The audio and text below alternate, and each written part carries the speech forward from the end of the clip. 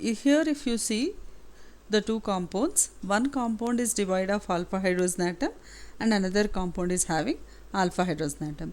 It is treated with base and followed by heating.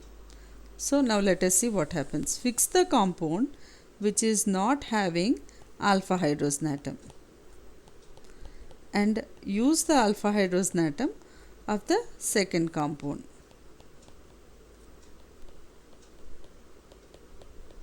So what will I get here? C OH H H or CH3. It is CH3. Here it is CH3. CH2 CHO. I'll get this compound.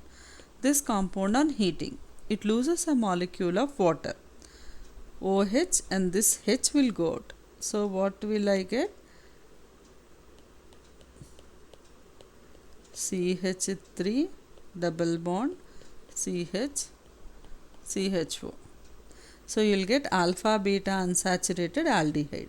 So if one compound is having alpha hydrogen atom, another compound is not having alpha hydrogen atom, fix the compound which is not having alpha hydrogen atom and utilize the alpha hydrogen atom of the second compound. And this reaction is followed by heating. So you will get alpha beta unsaturated